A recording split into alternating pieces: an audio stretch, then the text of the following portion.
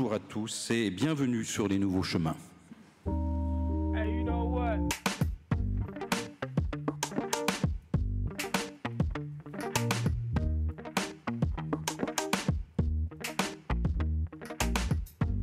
Diffusés tous les jours de 10 à 11, les nouveaux chemins sont réalisés par Somanina, Tanguy Lecorneau et Nicolas Mathias à la technique. Ils sont préparés par Anne-Catherine Lochard.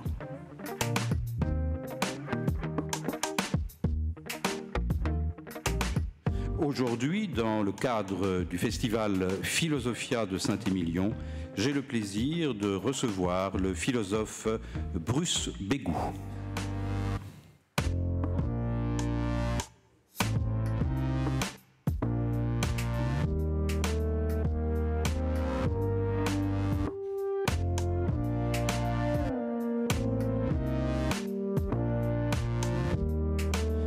Ah, que la vie quotidienne est triste, lançait Jules Laforgue dans sa complainte sur certains ennuis. Le quotidien serait-il une manière d'esclavage? La banalité reconduite des jours qui se répètent? Serait-il la marque d'une vie sans aventure, incapable d'héroïsme, soumise au rythme des horloges, des sonneries d'école, des pointeuses, des embouteillages, des queues infernales aux caisses de nos supermarchés? Serait-il l'expression d'une pensée tiède, incapable de prendre son envol et de se soustraire au trop-plein de réalités qui nous entourent? Drôle de question, en cette période d'austérité où le quotidien se présente plutôt comme un refuge, une chambre à soi, une échappée, un art de faire, un régime de vie pour nombre de nos contemporains. Ne faudrait-il pas plutôt affirmer que le quotidien se présente très souvent à nous comme une contrainte et une libération, comme un paradoxe existentiel, voire un révélateur de nos désirs inconscients, et qu'il serait de ce fait autant un gage de servitude qu'une porte ouverte vers une liberté accrue. Preuve s'il en est que le quotidien est une catégorie récente, qu'il est apparu avec les temps modernes, le 19e siècle essentiellement, avec l'apparition de la vie privée, de l'espace domestique, avant de se confondre avec le monde de la vie courante, en se dissociant des mondes spécialisés qui avaient nom, le monde scientifique, le monde politique, le monde esthétique, le monde religieux. Alors, comment comprendre le monde quotidien? Comment l'aborder? Comment décrire à la manière de l'écrivain Georges Perec ce qui se passe chaque jour et qui revient chaque jour, le banal, le quotidien, l'évident, le commun, l'ordinaire, l'infraordinaire, le bruit de fond, le white noise, comme on dit en anglais, l'habituel, comment en rendre compte, comment l'interroger. Aujourd'hui, nous allons nous questionner sur les vicissitudes du quotidien, sur ses combines, ses arrangements, ses ajustements, en compagnie de l'auteur de la découverte du quotidien, Bruce Bégou. Je me rappelle dans le temps que, quand j'étais petite, qu'on ne gaspillait rien. Ni l'eau, ni le savon, ni la lumière. C'est vrai, Mère Denis, nos grands-mères n'aimaient pas le gaspillage et elles avaient raison. Aussi, chez Vedette, nous avons conçu une machine à laver qui utilise juste ce qu'il faut d'eau et juste ce qu'il faut d'électricité, tout en respectant la tradition des bons lavages. Vedette mérite votre confiance. Ça, c'est vrai, ça. Vedette. Bonjour Bruce Bégou. Bonjour. La Mère Denis, la musique des temps modernes.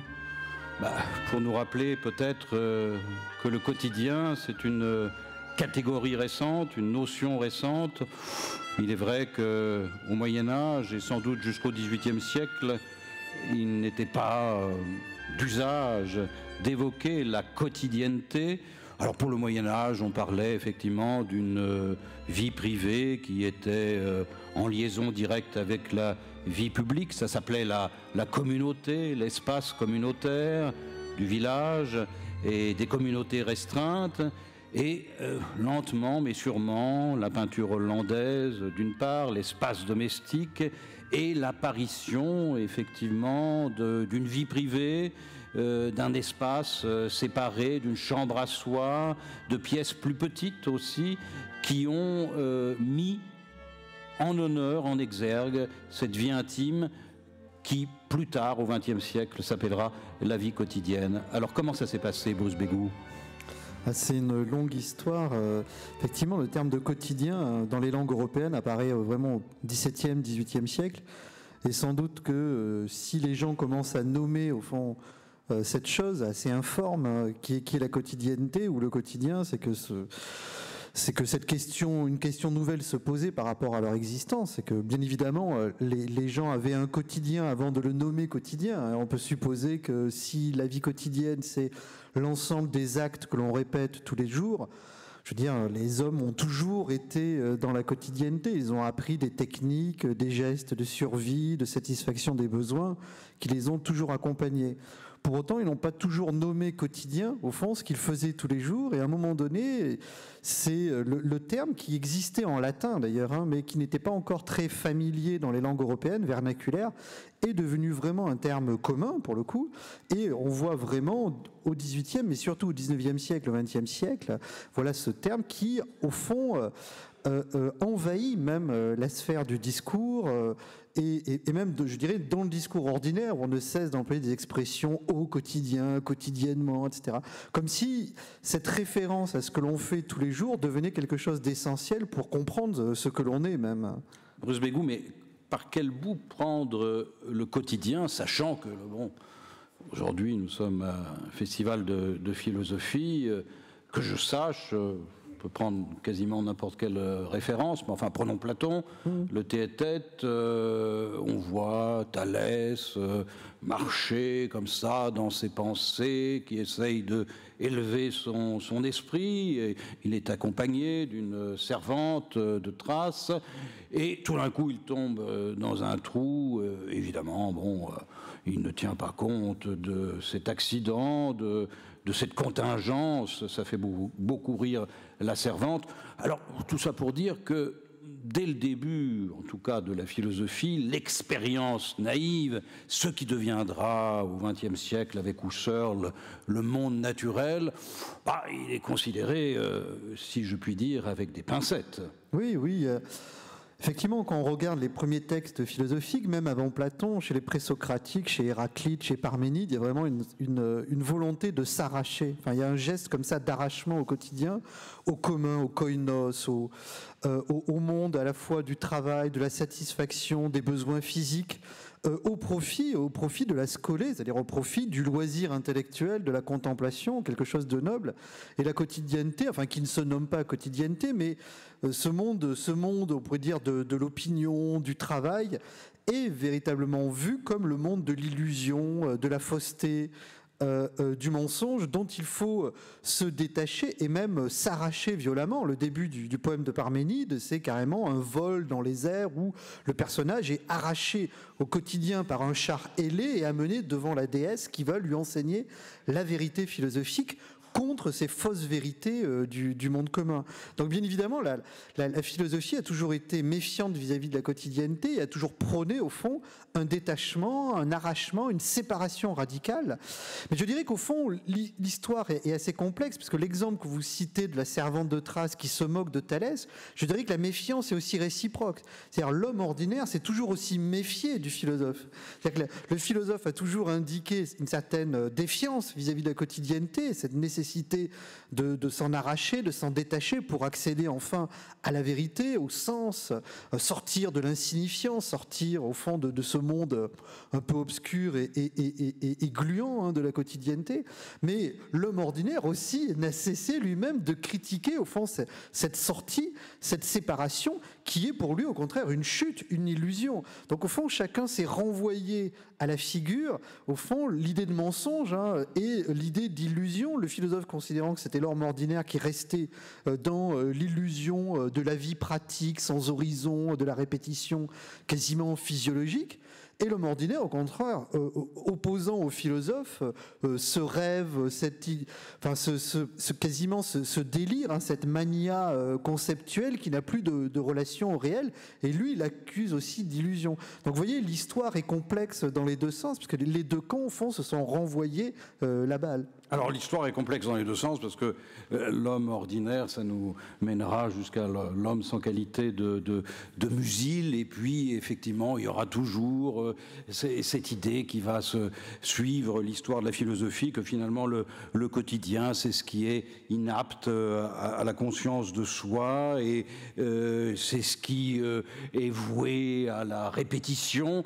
Et puis, il y aura des gens qui essaieront, au contraire, de se saisir du quotidien. On reviendra sur cette question de la répétition et de l'habitude.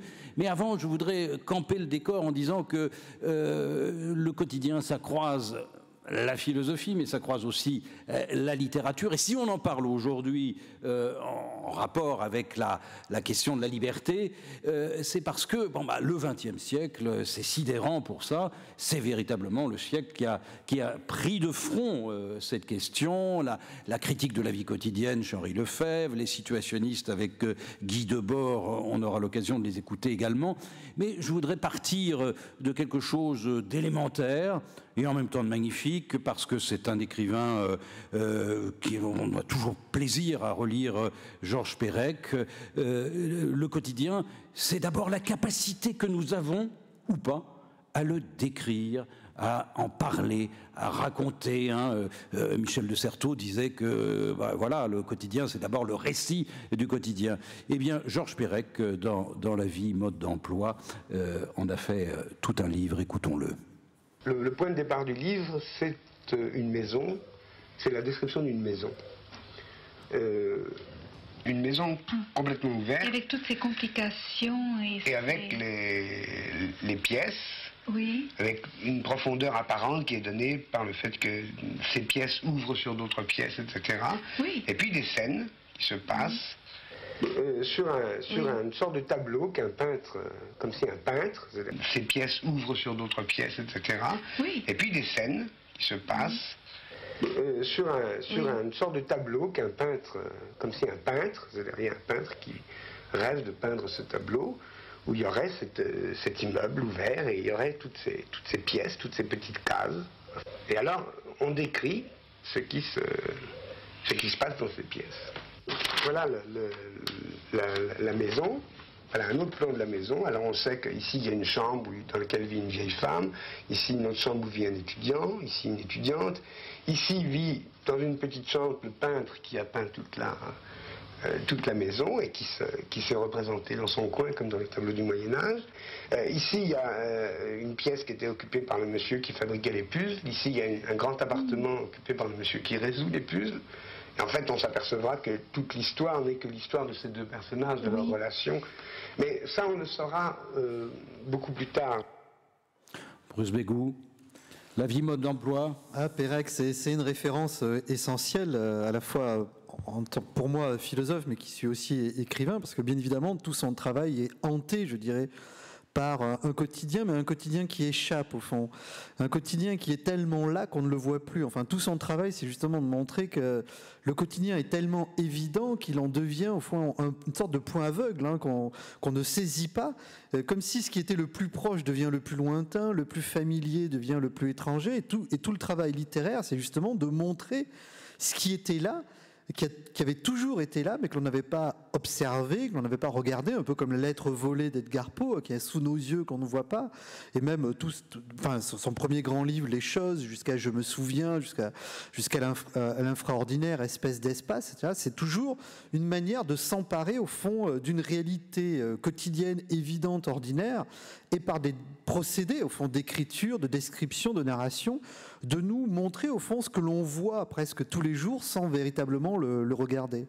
Mais alors, ce qu'on voit, c'est aussi comment on y entre, parce que quand on entre dans le livre de Perec, je vous rappelle les premières phrases, ça s'appelle « Dans l'escalier 1 », il y aura évidemment une suite, de même qu'il y a une suite pour toutes les histoires qui sont racontées dans ce livre. Oui, cela pourrait commencer ainsi, ici, comme ça, d'une manière un peu lourde et lente, dans cet endroit neutre, qui est à tous et à personne, où les gens se croisent, presque sans se voir, où la vie de l'immeuble se répercute, lointaine et régulière, de ce qui se passe derrière les lourdes portes des appartements. On ne perçoit le plus souvent que ces échos éclatés, ces bribes, ces débris, ces esquisses, ces amorces, ces incidents ou accidents qui se déroulent dans ce que l'on appelle les parties communes, ces bruits feutrés, etc., etc. Vous savez que Roland Barthes, qui avait écrit des chroniques dans le Nouvel Observateur, qui avait un rapport avec la vie quotidienne... Les mythologies, oui. Les mythologies, oui, mais oui. des chroniques qui étaient hebdomadaires. Et il insistait beaucoup sur l'idée d'incident. Et là, ce qui résonne, je trouve, dans ce texte de Pérec, c'est la hantise que l'on peut avoir eu égard au quotidien, c'est qu'il ne se passe rien. C'est la question philosophique par excellence, entre guillemets. Qu'est-ce qui s'est passé? Qu'est-ce qui s'est passé? Qu'est-ce qui s'est passé quand il se passe rien? Il faut pouvoir décrire le rien, Bruce Bégou. Oui. Ah, mais le quotidien, c'est l'anti-événement. Hein. C'est-à-dire que, évidemment, un événement, c'est quelque chose qui surgit, qui n'est pas attendu, qui surprend, qui rompt au fond nos cadres d'expérience, nos cadres, nos manières de faire, le cadre temporel, nos attentes, etc. Le quotidien, c'est l'inverse de l'événement. Bien évidemment, le quotidien, c'est tout ce que l'on attend et qui se produit tel qu'on l'attend, enfin à peu de choses près. Donc le quotidien est plutôt de l'ordre des faits qui se répètent, des faits ordinaires, alors que, bien évidemment, l'événement ou les incidents, les accidents sont toujours, au fond, des choses qui arrivent et qui suspendent, au fond, cette familiarité, cette routine. Moi, mon idée, enfin l'idée que je développe dans la découverte du quotidien, c'est qu'au fond, si on regarde bien, si on creuse bien, il y a dans toute vie quotidienne ces mini-incidents perpétuelle.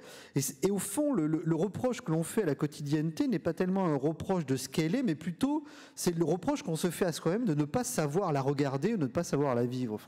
Et parce qu'on ne sait pas où chercher, ou on ne sait plus chercher, ou on ne veut pas chercher, au fond, ce trembler, ce bouger, cette incertitude qui est dans nos vies quotidiennes et que, bien évidemment, la littérature va traquer, Pérec et d'autres. Enfin, il y a beaucoup, il y a presque une école française. Hein. Je vois que vous avez amené le livre de Sheringham. Hein. Il y a une école française, au fond, qui a toujours travaillé cette patte quotidienne et de rendre compte, voilà, de ces petits déplacements anodins, mais qui pour autant sont quand même des formes de vie et des expressions de ce que nous sommes. Alors des formes de vie, le livre de Michael Sheringham qui vient de paraître, Traversée du quotidien, des surréalistes au post-moderne, d'André Breton à Annie Arnaud et à bien d'autres. C'est-à-dire qu'effectivement, là encore, on voit que la philosophie, la sociologie et la littérature se croisent, pour ne pas dire le cinéma. Écoutons 2 ou 3 choses que je sais d'elle. Voici comment Juliette, à 15h37, voyait remuer les pages de cet objet que, dans le langage journalistique, on nomme une revue. Et voilà comment, environ 150 images plus loin, une autre jeune femme, sa semblable, sa sœur, voyait le même objet. Où est donc la vérité, de face ou de profil? Et d'abord un objet, qu'est-ce que c'est?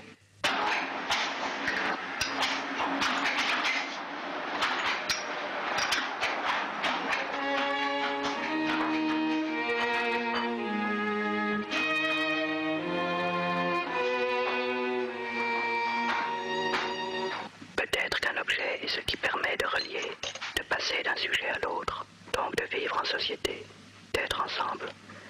Mais alors, puisque la relation sociale est toujours ambiguë, puisque ma pensée divise autant qu'elle unit, puisque ma parole rapproche parce qu'elle exprime et isole parce qu'elle tait, puisqu'un immense fossé sépare la certitude subjective que j'ai de moi-même et la vérité objective que je suis pour les autres, puisque je n'arrête pas de me trouver coupable alors que je me sens innocent, puisque chaque événement transforme ma vie quotidienne, puisque j'échoue sans cesse à communiquer, je veux dire à comprendre, à aimer, à me faire aimer, et que chaque échec me fait éprouver ma solitude. Bruce Bégou, la vie quotidienne. Comment prendre cette notion? Je pense à cette très jolie phrase de Hölderlin, car l'esprit n'est pas chez soi, au commencement il n'est pas à la source, le pays natal l'épuise. Parce que la vie quotidienne, ça a un rapport plus ou moins direct avec aussi l'intimité, le chez-soi, le foyer. Donc ça induit qu'elle est toujours dans un rapport avec l'étranger, avec ce qui n'est pas soi, avec ce qui peut venir perturber l'habitude qui est aussi le fil rouge chez Proust pour essayer de comprendre justement qu'est-ce qui peut venir perturber la répétition. Hein. Sachant que la répétition, ça c'est toujours intéressant de se poser la question. Et il y a des philosophes qui l'ont au contraire recherché. Kierkegaard qui a écrit la répétition pour nous dire en quelque sorte, bon, un peu dans la lignée de Schopenhauer, mais pas seulement, il faut vouloir la répétition, c'est-à-dire comme s'il pouvait y avoir une bonne répétition, des bonnes habitudes, c'est-à-dire, Bruce Bégou, tout à l'heure, nous avons bu un Trianon 2008 afin de préparer cette émission. Pas 3 verres, mais enfin 1 verre, ça suffisait pour s'en faire une idée. Mais ça participait d'une bonne répétition, c'est-à-dire que si nous venons régulièrement à Saint-Émilion, nous serions plutôt assez contents de répéter la chose. Hein. Alors la bonne répétition, c'est pas les mauvaises habitudes, c'est un peu la répétition comme une méthode. Mais évidemment, quand arrive dans les années 60, et vous allez voir où je veux en venir, les arts ménagers, alors évidemment, ça libère la femme, bon, c'est déjà bien. Mais ça contraint aussi dans un espace domestique, hein, et Dieu sait si aujourd'hui, en période de crise, et on voit bien que le repliement n'est pas totalement une vue de l'esprit, c'est-à-dire que c'est une manière aussi de se protéger. Alors, Bruce Bégou, ce que j'aimerais qu'on puisse dire, et en tout cas approfondir eu égard à la vie quotidienne, c'est en quoi la vie quotidienne que nous avons aujourd'hui, en gros, depuis les années 60, est-elle le symptôme soit d'un renfermement, soit d'une libération, donc les deux à la fois. Elle serait même au cœur de cette tension entre contrainte, servitude d'un côté et liberté de l'autre. Oui. Je crois que les deux aspects coexistent. Au fond, la modernité s'est voulue comme une libération vis-à-vis de la répétition physiologique du quotidien. Parce que d'abord, le quotidien, c'est quand même d'assurer les besoins élémentaires. Le quotidien, c'est ce qui se répète tous les jours, qui est lié à des répétitions, je dirais, physiologiques, notre métabolisme, la faim, le sommeil, etc. Aussi des répétitions cosmiques, le jour, la nuit. Donc le quotidien, c'est ce qu'il y a en nous de plus organique, presque de plus animal. Hein. Nous sommes des animaux par cette quotidienneté d'abord. D'où le fait que notre culture ne cesse de nous dire, de nous arracher, de sortir de cette quotidienneté pour accéder justement à l'esprit, à la liberté, à l'art, au sens. Donc la modernité veut nous libérer de cette contrainte physiologique. Les besoins primordiaux. Voilà, et de, justement, avec les arts ménagers, etc., de faire qu'on ait plus de temps à consacrer à quelque chose qui ne soit pas physiologique, mais spirituel. Que ça aille des loisirs, à la pensée, à la philosophie, pourquoi pas. Mais le problème, c'est que la modernité nous libère du physiologique en nous imposant de nouveaux objets, de nouveaux dispositifs médiatiques, techniques, marchands, qui, eux, d'une certaine manière, nous libèrent notre corps, mais commencent à asservir notre esprit. Donc, au fond, on voit que tout le débat dans la modernité, c'est qu'on voit bien que la modernité se présente comme une libération de la vie quotidienne, au nom, justement, du loisir, du temps libre, de l'épanouissement personnel, mais en même temps, ça passe par des systèmes coercitifs, technologiques, marchands, médiatiques, qui fait que l'esprit, à peine libéré du corps, a l'impression d'être rentré dans un nouveau carcan. C'est ce que Lefebvre, Debord vont développer en parlant de colonisation de la vie quotidienne par les objets. On parlait de Pérec et des choses. C'est ça, notre vie va être colonisée par des objets qui vont nous libérer notre corps, mais asservir notre esprit. Ah, Gudule, viens m'embrasser et je te donnerai un frigidaire, un joli scooter, un atomixeur et du Dunlopilo, une cuisinière avec un four en verre, des tas de couverts et des pelles à gâteau, une tourniquet. France Culture, vous écoutez Les Nouveaux Chemins de la Connaissance en compagnie du philosophe Bruce Bégou, émission enregistrée dans le cadre du festival Philosophia, 7e année de Saint-Émilion. Bruce Bégou, alors, la quotidienneté, les arts ménagers, cette idée que finalement, à côté de cette montée en puissance des objets, des systèmes des objets, comme dira Jean Baudrillard, on met en place un système de temps libre, une manière en quelque sorte d'échapper aux objets, à la tyrannie des objets, même si, hommage à François Dagognier qui a fait un très bel entretien dans Philosophie Magazine ce mois-ci, même si les objets en eux-mêmes peuvent avoir un intérêt, mais c'est vrai que là, dans le film de Tati, c'est plus le tour du propriétaire, comme je le disais. Ma question, c'est, une fois qu'on a mis en valeur, mis en exergue cette quotidienneté, moderne ou postmoderne, qu'est-ce qui résiste à la quotidienneté? Est-ce qu'il y a quelque chose de la vie courante, en dehors des savoirs spécialisés, savoirs scientifiques, etc., que j'évoquais tout à l'heure en introduction, est-ce qu'il y a des points de résistance? Justement, on peut se poser la question parce qu'on a l'impression qu'au fond, tout est quotidien ou tout peut devenir quotidien. Même les choses les plus exceptionnelles, à partir du moment où elles se répètent, elles prennent un aspect quotidien. Dans notre culture occidentale, ce qu'on a souvent opposé à la quotidienneté, par exemple, c'était la fête, le festif, le carnaval, des moments assez rares où les rôles sociaux vont être inversés, où au fond, même la hiérarchie de la société va être tourneboulée, les rôles même de genre, les hommes vont se déguiser en femmes, les femmes en hommes, les pauvres en riches, les riches en pauvres, etc. Mais au fond, la fête qui se veut comme justement cette rupture. Imaginons une société, d'ailleurs qui n'est pas très loin de la nôtre, mais imaginons une société où la fête se reproduirait tous les jours.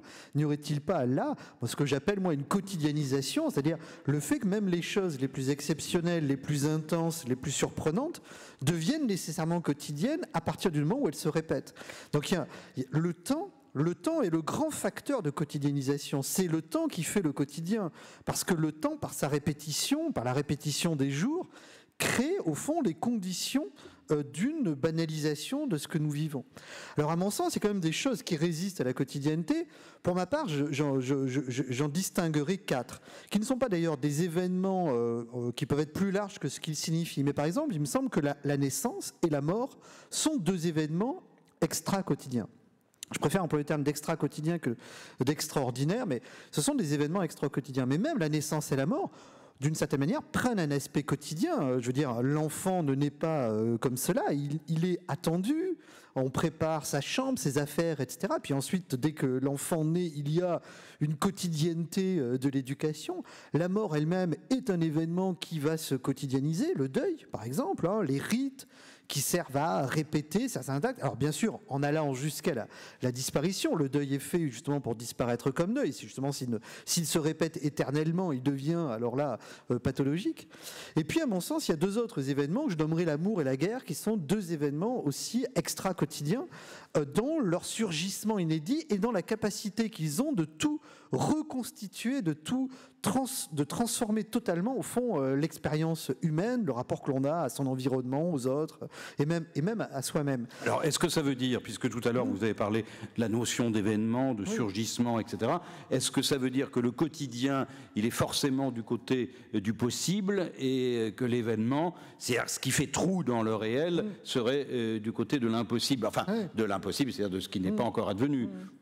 Je crois au fond que cette opposition entre le fait et l'événement est une opposition illusoire.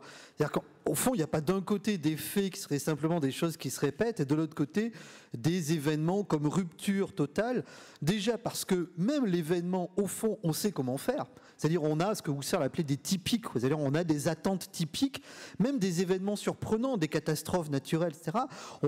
Même si on n'en a pas vécu, on aura lu des choses, on aura entendu des choses, on aura vu des films. Donc même le plus surprenant, au fond, n'est jamais totalement inattendu. Et inversement, ce que l'on prend pour des faits répétitifs, banals, sont toujours très différents de ce que l'on croit. C'est ça le travail de Pérec. Donc vous voyez, au fond, le possible et l'impossible sont dans la quotidienneté elle-même. La quotidienneté est, à mon sens, beaucoup plus mobile, beaucoup plus plastique que ce que l'on croit, et c'est pour ça que dans mon livre, je distingue d'ailleurs quotidienneté et banalité. Au fond, la banalité est un effet pathologique de personnes qui ne savent plus, au fond, regarder leur quotidienneté ou la vivre différemment. Mais ces petites différences, ces petits mouvements sont dans le quotidien, ils sont perpétuellement, il suffit de se promener dans une rue quelconque, d'une métropole quelconque, pour voir que si on observe bien, il y aura des gestes, des regards, des choses assez étranges qui sont toujours là. Alors ce qui veut dire que familiarité, habitude, banalité ne sont pas forcément ou systématiquement du côté du quotidien, c'est ce qui explique que à partir des années 60 avec Henri Lefebvre, critique de la vie quotidienne, avec une jonction connue mais néanmoins importante à rappeler entre Henri Lefebvre et Guy Debord au tout début de l'international situationniste, c'est-à-dire en 1958. Donc cette idée qu'il va falloir mener la critique de la vie quotidienne, c'est-à-dire produire, voire transformer le quotidien, pour résumer un peu de façon hâtive, mais enfin néanmoins pour faire de sa vie une œuvre d'art. Ça sera quand même la préoccupation surtout de Guy Debord. Mais avant, c'est la critique de l'aliénation avec Henri Lefebvre que nous allons écouter. Le fonctionnalisme oublie la fonction ludique, le jeu, qui est une fonction de la vie sociale. Il oublie la fonction symbolique. Quand il y pense, peut-être chez nous c'est monétarisé, c'est commercial. Oui, alors le symbole est pris d'une manière tout à fait commerciale. Il oublie la fonction informative, la ville est remplie d'informations, alors que la ville fonctionnelle, il n'y a pas d'informations, si ce n'est sur les fonctions elles-mêmes qu'on suppose remplies par les espaces. Les espaces n'informent plus que sur eux-mêmes, c'est pourquoi ils ont ce caractère sec, desséché, désertique. Ils ne disent plus quelque chose que sur eux-mêmes, ils disent toujours la même chose, dans la mesure où ils disent quelque chose. Ces espaces, ils ne signifient plus que leur insignifiance, ce qui est tout à fait grave.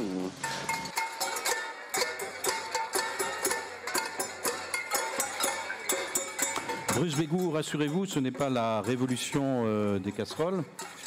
Enfin, je ne sais jamais. Nous avons écouté donc Henri Lefebvre, une archive de 1972. Donc on voit bien émerger la notion d'espace qui est reprise par espèce d'espace, dira Georges Perec. Et c'est aussi évidemment quelque chose qui est interrogé par Michel de Certeau. Et alors, pouvez-vous nous commenter, parce que ça c'est important, l'idée de la ville fonctionnelle, enfin du fonctionnalisme.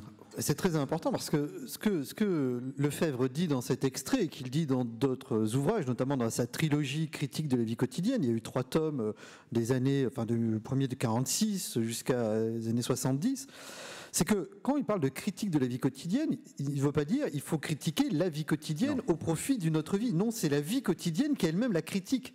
C'est la vie quotidienne qui permet de critiquer ce qui dénature la vie quotidienne. Donc l'idéal, c'est de transformer la vie quotidienne, mais qu'elle reste quotidienne. Donc il y a une réhabilitation philosophique et théorique du quotidien chez Lefebvre comme chez Debord, contre d'ailleurs les surréalistes. Parce qu'à mon sens, ce qu'ils reprochent aux surréalistes, c'est d'avoir effectivement, eux, fait une critique de la vie quotidienne comme banalité, comme confort bourgeois, comme au fond ennui, monotonie, au profit de l'irréalité ou du surréel.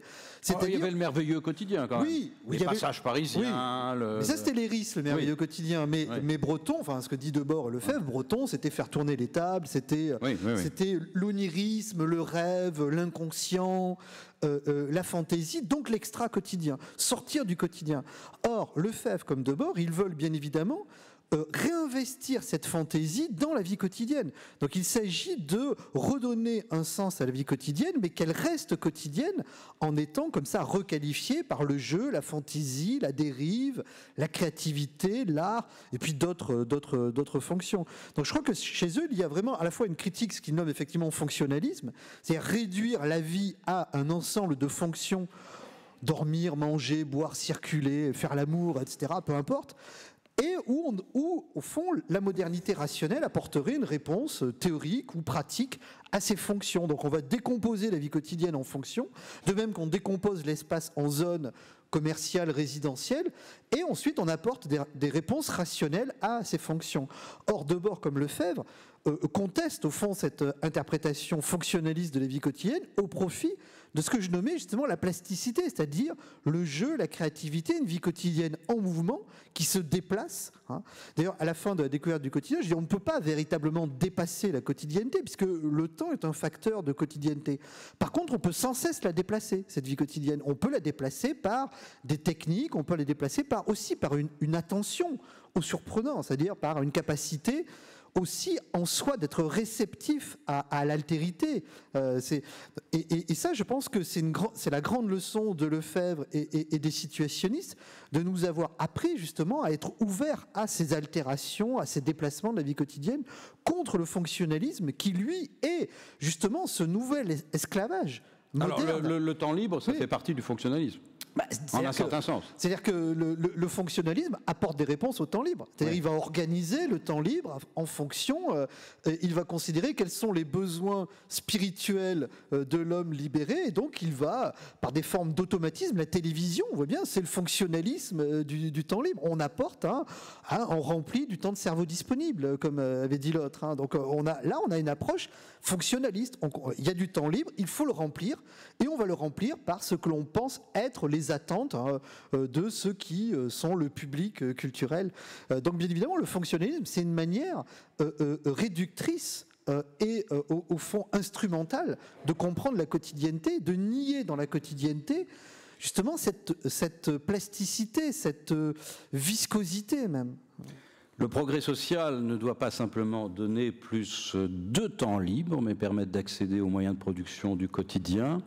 C'est dans l'Internationale situationniste de 1958, il n'y a pas, c'est notre sujet, de liberté dans l'emploi du temps sans la possession des instruments modernes de construction de la vie quotidienne.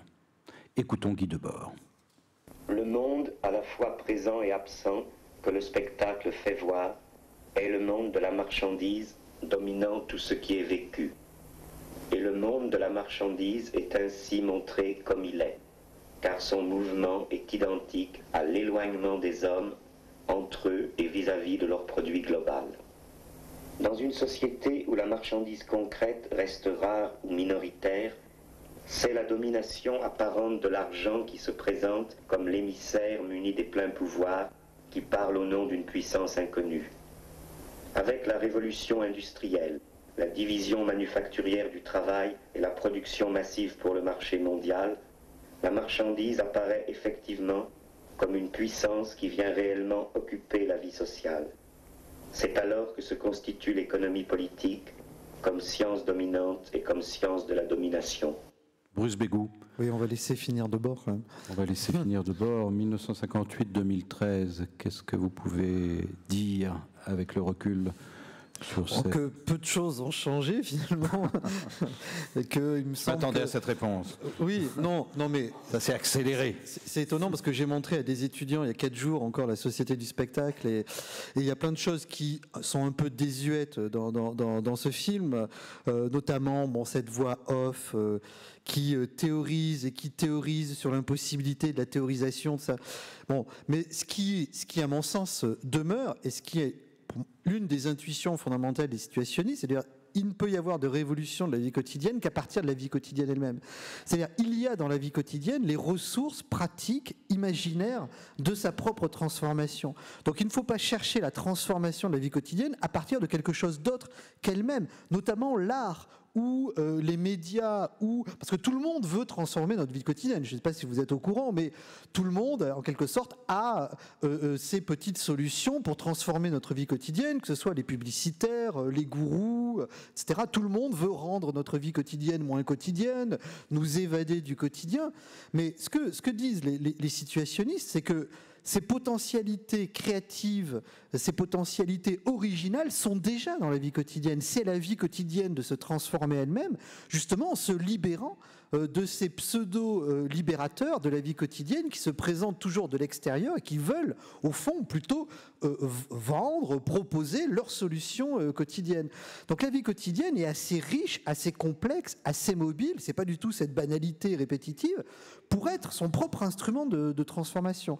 Seulement, il faut apprendre, je dirais, des techniques d'attention, des techniques de pratique qui réenclenchent au fond cette énergie quotidienne. Parce qu'il y a dans la quotidienneté une énergie. Je citais dans la découverte du quotidien le texte de Buchner, etc. Ah, il faut se lever tous les matins, etc. Mais on n'y songe pas, mais l'énergie que l'on mobilise dans la vie quotidienne pour la répétition de ces actes. Donc je dirais cette masse d'énergie là. Après, il faut savoir l'employer et il faut savoir aussi la sculpter. Et certains philosophes ont essayé justement de ne pas critiquer la vie quotidienne, mais plutôt de découvrir en elle ces possibilités esthétiques, artistiques, libératrices, notamment des philosophes américains comme Thoreau, Emerson, Nietzsche également, qui est pour moi un grand philosophe de la quotidienneté, sur le climat, sur le choix du lieu de vie, sur le choix de ce que l'on mange, de ce que l'on boit, etc. Donc au fond, pour moi, c'est une question d'attention. C'est-à-dire, c'est une question de concentration et de regard sur la vie quotidienne. Concentration, attention, regard, méthode. Est-ce que vous iriez jusqu'à dire, comme Roland Barthes, qu'il faudrait en quelque sorte provoquer, enfin l'incident dont Barthes disait, j'en parlais tout à l'heure, il est simplement ce qui tombe doucement comme une feuille sur le tapis de la vie. Les incidents ils sont en permanence là. Et même s'ils ne sont pas là, ils pourraient être là. Au fond, il faut vivre sa vie quotidienne en se disant qu'à chaque instant, quelque chose d'autre est possible, peut émerger et avoir cette réceptivité, cette ouverture, ce que Maldinet, qui est un philosophe que j'aimais beaucoup, appelait la transpassibilité, un terme un peu technique pour dire, voilà, être dans cette capacité de réceptivité à l'altérité, ce que justement le schizophrène n'a plus du tout. Il s'est refermé à la répétition morte. Lui, il est dans une répétition morte. Et ce qui est intéressant, c'est que le schizophrène, justement, n'a pas de quotidienneté. Ils ne peuvent pas avoir de quotidienneté. Donc la quotidienneté n'est pas pathologique. Au contraire, les gens qui ont des pathologies psychiatriques sont des gens qui ne peuvent pas avoir de quotidienneté. Non, la quotidienneté, c'est cette capacité d'ouverture, d'attention. Alors bien évidemment, il y a un facteur de répétition. Il faut satisfaire des besoins, il y a des choses attendues dans le transport, dans le travail, dans la relation avec ses collègues, ses amis que l'on voit chaque jour. Mais en même temps, tout est possible à chaque instant. Et il faut vivre en quelque sorte avec... être persuadé de ce surgissement possible, non pas du grand événement, mais effectivement de ces petits incidents ou accidents, ou de ces aléas, de ces surprises qui sont là. Bruce Bégou, seul ou accompagné, ça change la donne. On n'a pas encore abordé la question du quotidien privé et du quotidien public.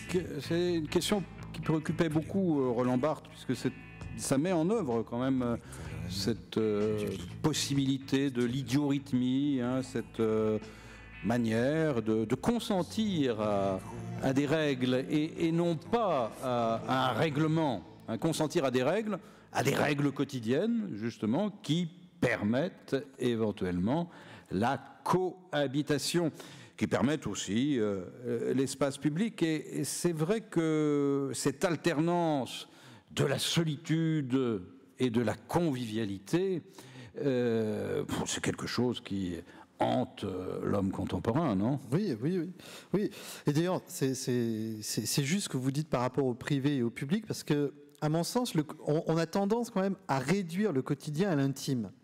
C'est-à-dire réduire le quotidien. Quand on parle de quotidien, d'emblée, on voit des images ou on voit des situations de l'intimité, qu'elles soient personnelles ou familiales. Or, pour moi, justement, la quotidienneté n'est pas qu'intime. La quotidienneté traverse, même elle traverse la rue. La quotidienneté n'est pas simplement liée à cette intimité au chez-soi. Elle est, au fond, une expérience comme ça, d'une confrontation entre moi et les autres qui est en permanence là. Et même la quotidienneté avec autrui est assez intéressante, parce que là, on a parlé de sa quotidienneté, mais au fond, il n'y a pas de quotidienneté solitaire. Elle est toujours investie par les autres et elle est toujours, au fond, collective ou de l'ordre de la coexistence. Voilà.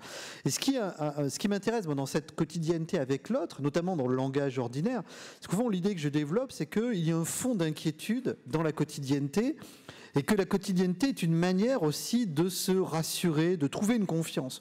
Au fond, la quotidienneté, c'est ce qui nous donne de la confiance dans le monde, parce qu'on s'appuie sur ses habitudes, sur ses routines, et donc c'est quelque chose qui stabilise notre rapport au monde. Et de même avec autrui, le langage ordinaire, toutes ces formules un peu clichés, stéréotypiques que l'on emploie par politesse, mais qui sont une forme de stabilité dans le rapport à autrui. Mais au fond, pourquoi veut-on absolument qu'il y ait cette confiance? Pourquoi veut-on qu'il y ait cette stabilité? Moi, ce qui m'interroge, c'est cette passion pour la stabilité, pour l'assurance. Au fond, on a l'impression que l'homme quotidien, même s'il critique sa quotidienneté, ne peut le faire qu'avec une quotidienneté assurée. Tandis que celui qui n'a pas de quotidienneté assurée, celui dont son monde quotidien est totalement effondré, effrité, est dans un état d'instabilité, de méfiance et d'inquiétude totale. Alors, c'est précisément ce qui est inquiétant dans le familier. On se souvient du poète Pessoa. Si on va à Lisbonne, c'est vrai que c'est très frappant de voir l'endroit là sur. Il avait sa table réservée au café sous les arcades de la place Terreiro de Pacho, je ne sais pas si je prononce bien, mais enfin toujours est-il, il ne pouvait pas rester dans sa chambre meublée, et ça me fait penser à un texte, moi, que j'admire beaucoup, qui est La vie matérielle de Marguerite Duras, parce que c'est une réflexion très très profonde sur le dedans, le dehors, la maison, le foyer, la familiarité, et ça passe aussi par une réflexion très insidieuse et très, très aboutie sur les hommes et les femmes avec tout ça. N'ont pas le même rapport aux familiers, n'ont pas le même rapport à la maison. Alors traditionnellement, avant c'était facile, on disait que les hommes ils allaient au bistrot, du temps de Zola ils allaient au cabaret, ils n'étaient pas bien, ils buvaient trop, etc. Bon, maintenant je crois que ça a légèrement changé, il y en a quand même pas mal qui sont rentrés à la maison, mais ça change beaucoup de choses, ça change beaucoup de choses. Certainement, enfin, il est évident que... Pour moi, le quotidien, c'est une construction. C'est-à-dire, c'est une manière, justement, de construire cette stabilité, mais de ne pas figer cette stabilité, de ne pas la paralyser. Comme c'est une construction, il va de soi qu'il y a différents facteurs de cette construction, des facteurs historiques, des facteurs culturels, mais aussi des facteurs de genre. Il est bien évident que les femmes ne construisent pas le même rapport à la quotidienneté que les hommes. Je dirais pas simplement pour des raisons historiques, sociales, de même, je dirais, les générations ou les époques, ou même les sociétés ont toutes des manières différentes de construire cette quotidienneté. Par contre, ce qui me semble intéressant, c'est qu'il y a toujours la nécessité de construire cette stabilité. Parce que, enfin, moi qui ai beaucoup lu d'ethnologie, d'anthropologie, au fond, on n'a jamais vu une société qui ne vivait pas sans règles quotidiennes. Il y a un exemple, c'est Turnbull, c'est les X, mais justement, la société est totalement déstructurée, et en 2 ans, elle disparaît. Parce que, bien évidemment, personne ne peut vivre sur la longue durée, parce que Baudel appelait la longue durée, sans une quotidienneté. La quotidienneté est une manière de stabiliser notre rapport au futur, au monde, et bien évidemment qu'on peut faire, quand je disais faire bouger, déplacer cette quotidienneté, mais il ne s'agit pas de la détruire totalement et d'empêcher cette stabilité. Il y a une dialectique du stable et de l'instable qui est justement notre sens pratique, c'est la manière dont nous vivons. Nous équilibrons à chaque instant ce que nous savons, ce que nous ne savons pas, le familier et l'étranger, et nous sommes toujours dans une situation d'équilibriste. Et donc, comme c'est une construction à chaque jour recommencée, avec ses nouveautés et ses répétitions, il va de soi que cette construction dépend d'une sensibilité, d'une histoire, de conditions sociales très particulières. Et lorsqu'elle n'arrive plus à se construire, c'est qu'à mon sens, il y a soit des facteurs psychiques graves, soit des facteurs historiques, sociaux importants qui empêchent les individus de construire ce rapport ouvert, dialectique avec leur monde quotidien. Moi, je me suis beaucoup intéressé, par exemple, à l'expérience des camps, l'expérience des guerres, les situations extrêmes. Là, on voit que la quotidienneté arrive vraiment à une impossibilité de se faire. Enfin, dans un camp, avec la possibilité, avec ses traumas, avec la possibilité de l'extérieur, l'extermination immédiate, avec toutes les insultes, les injures, le froid, la faim, etc. C'est très difficile de trouver cette stabilité quotidienne, même si en lisant les récits des rescapés, parfois ils y arrivent à reconstruire comme ça un petit monde à partir d'objets, d'un mot, d'une chanson, d'une parole, même d'un objet, une cuillère, etc. Mais dans ces situations-là, il y a une destruction quasi totale de la quotidienneté. Donc vous voyez, c'est une construction et chacun, au fond, construit sa quotidienneté avec son histoire et avec sa situation sociale. Vous avez raison d'insister sur cette destruction, construction. La psychanalyste Annelise Stern, qui vient de disparaître, avait écrit un livre qui s'appelait Le savoir déporté, qu'on trouve aux éditions du Seuil, où on trouve un magnifique récit de jeunesse. Elle a été arrêtée, dénoncée par la police française à l'âge de 22 ans, et elle a été déportée à Auschwitz. Et ce qui est frappant dans le récit qu'elle fait de son voyage, entre guillemets, de Paris au camp de concentration et d'extermination, c'est la manière dont elle organise la vie du wagon. Et avec une force et un souci de discipline, de faire que ce voyage puisse se passer avec tous les aléas des besoins vitaux humains de la meilleure manière possible.